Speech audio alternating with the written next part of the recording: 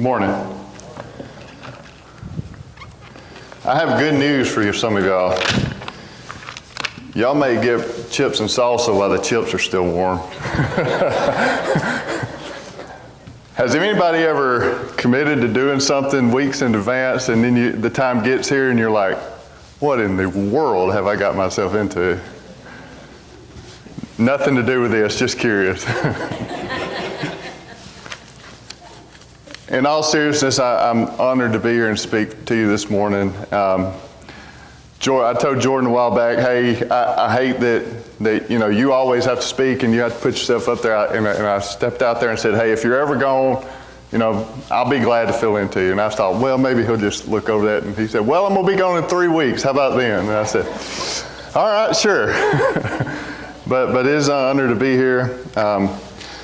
I want to start off by saying how blessed I think and how privileged I think we are as a church to have Jordan and Priscilla here. And I can't think of a preacher that I've had a lot of preachers that I love, think a lot of, but I can't think of one that I can relate to and have become as close friends with as I have with Jordan. And I just think the world of him and Priscilla and their whole family. And I think we are very honored to have them here. And I have a funny story to tell on them. As I've become closer friends with them, they have a lot of good stories. And I'm going to share one that I have been given permission to share with you this morning. I'm going to share one on them. And it was about 3 years ago. Jordan and Priscilla were driving to a conference somewhere. And Priscilla had something really big she wanted to share with Jordan. Something that had been on her heart. And she didn't really know how to start the conversation, so she started by this. She said, Jordan, what is your greatest sin? And Jordan thought about it for a little while, and he comes back and he said, lately I've been having a lot of trouble with time management. And I said, I laughed when he told me that. I said, listen, brother, if that's the case, kudos to you. I said, I have a feeling that's not the case, but kudos to you if that's the case. But even if it is the case, I think that's one of those situations where Jesus would have gave you a pass if you lied. Like, I'm not condoning lying, but come on, let's come up with something a little bit deeper. Make something up if you have to. I think he would have given you a pass. But I tell you that story to tell you that Priscilla immediately shut down. She of course didn't share her story right then. She ended up sharing it later, but she immediately shut down because she didn't feel worthy of Jordan. She felt like he could not relate to what she was dealing with.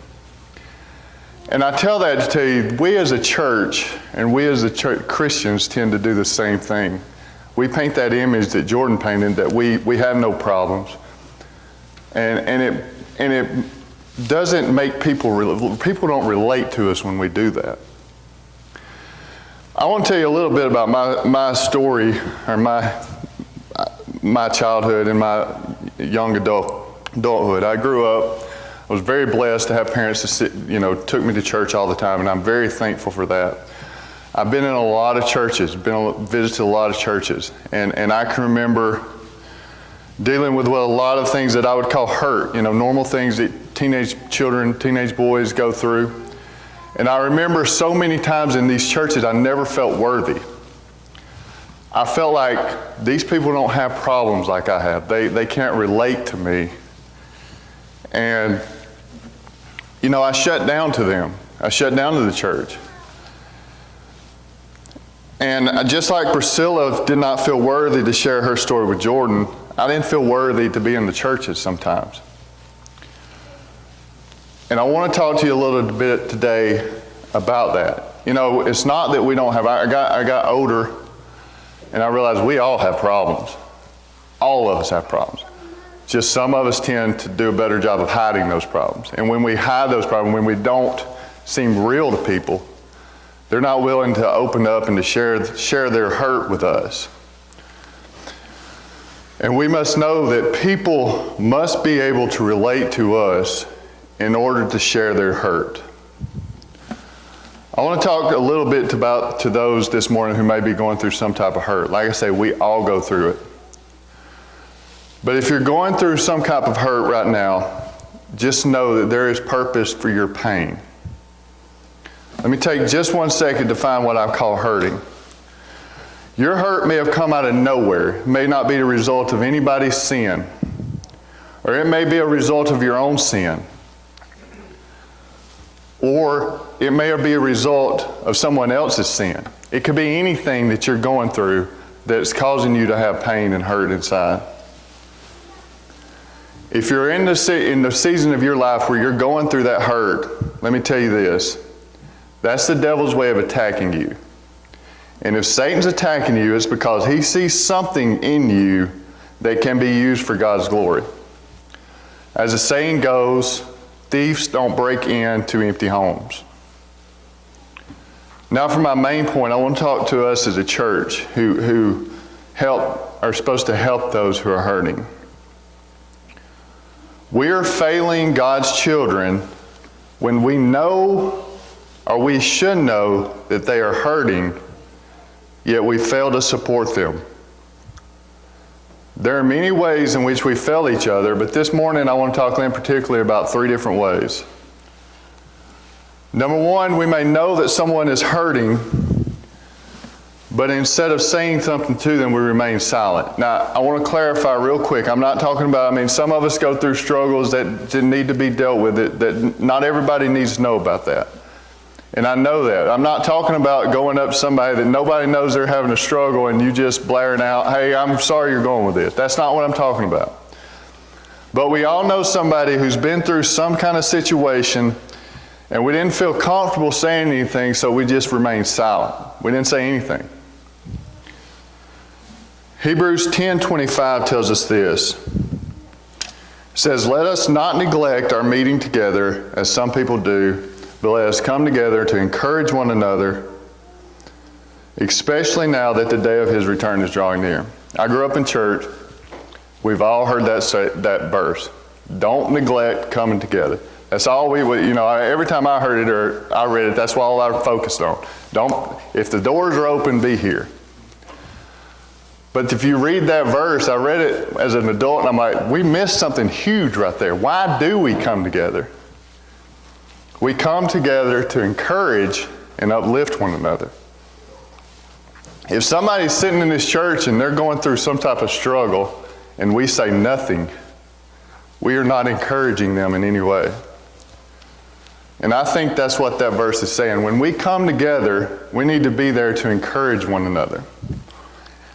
Not to say it's not important to be here every time, it is, but we also, the main point, we need to encourage people when we come together.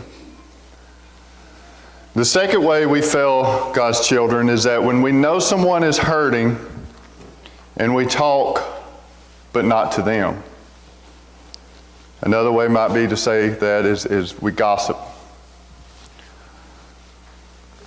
Ephesians 4:29 says this, don't use foul or abusive language. Let everything you say be good and helpful, so that your words will be an encouragement to those who hear them. Good, helpful encouragement. So, let's say someone's going through some kind of struggle, and we go over here and talk. Let's say Susie's going through a struggle, and we go over here and talk to Billy about Susie's struggle. Now, maybe we're not saying, man, I hate, maybe we're just saying, hey, have you heard about Susie's trouble? Man, I hate that. Maybe that's not gossip. Maybe you don't want to call it gossip. But if Susie's over here going through struggle and we're over here talking to Billy, we're not encouraging, uplifting, or doing good for Susie.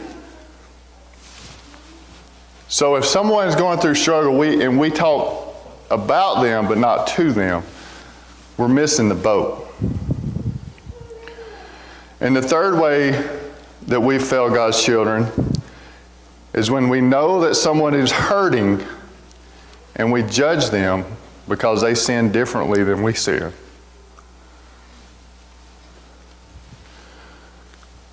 As I mentioned earlier, when I was going to, a lot of churches, I just didn't feel like they had problems. And not to say anybody did anything wrong, but I just didn't see that people had problems.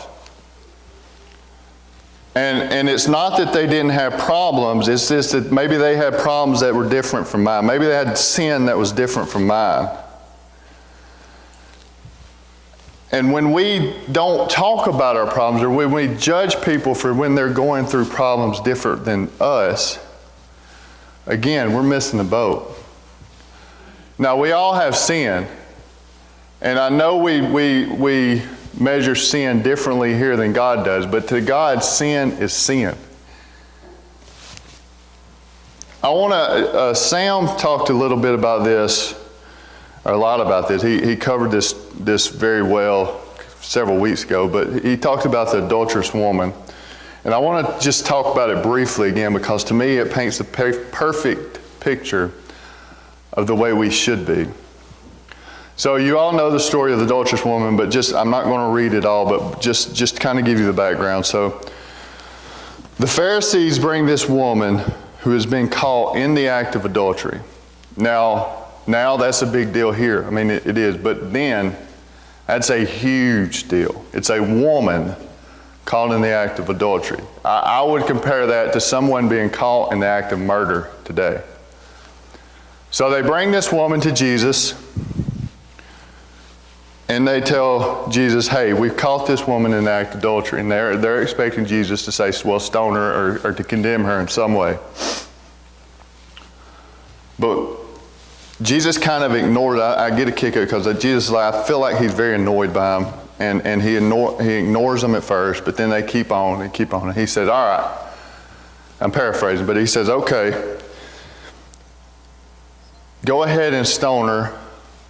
But the one who has no sin cast the first stone. And we know how the story goes. One by one, they walk away because everybody has sin. And I want to pick up there and read verse at John chapter 8 and verse 10.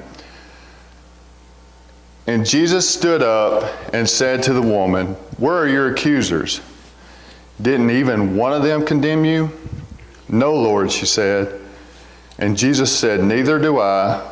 Go and sin no more. Now this is Jesus.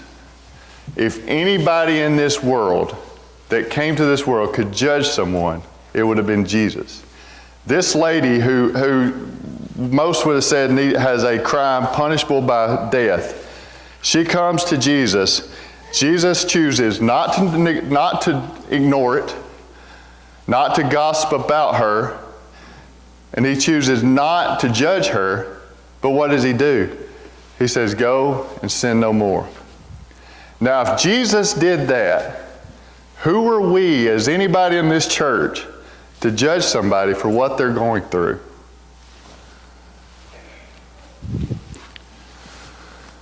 Now, there's another scenario where maybe somebody's going through a hurt, and we should know that they're going through a hurt, but we don't. And we may say, well, I didn't know this person was hurting, and we let ourselves off the hook. But I want to encourage you all and myself, because if anybody in here needs this sermon, it's me. But I want to encourage us all to take every opportunity that God gives us to connect with people and connect with others so that they can relate to us enough to help them through their hurt. Because that is how we show the hands and feet of Jesus, which we're all called to do. To wrap this up, I want us to all think about a real-life example.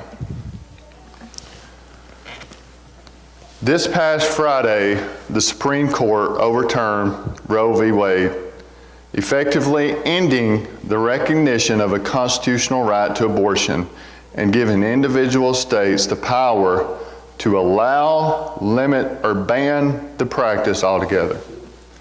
Had to read that because if I got that wrong, I'd been in trouble. Amanda and I think that this is a great thing, and we celebrate it, we applaud it, but we also recognize that with that comes a huge responsibility. A responsibility to help these women who are hurting because of an unplanned or an unhealthy pregnancy. For example, if a woman you know is going through this hurt, walks into our church or our businesses or our homes or our lives in any way, and we remain silent, or we gossip, or we judge, then we are failing to meet the calling that God has given us to be the hands and feet of Jesus. Or if someone is going through a divorce, dealing with a grief, dealing with a job loss, dealing with a family member moving away, dealing with alcoholism, homosexuality, anything, the list could go on and on. But if someone is dealing with something like that and they walk into this church or into our homes or into our works or into our lives and we ignore them or remain silent or judge or gossip, then we are failing to meet the calling that God has given us to be the hands and feet of Jesus. Now, I've kind of painted a dark picture, but I want to say this.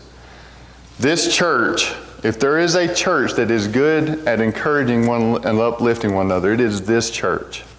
I am very proud to be a member of this church. I am very proud of the people in this church. I am here today because people encouraged and uplift me and my wife several years ago. 2013, I think. And I think we are awesome at doing that. But I say this because we can still be better. We must be better. Because this is a time that we need to be relating to others. If we're going to grow God's kingdom, which is what we're called to do, we must be able to relate with those who are hurting. And we should be able to, because we all go through hurt. Now, if you're here today and you're going through some type of hurt, I want to encourage you and tell you you're in a great place. And if there's anything that we can do for you, then just let us know. And if there's any thing that you need while we sing this invitation song, we take this time not to shame you, but to take this time to come to pray with you and to encourage you as we sing this song.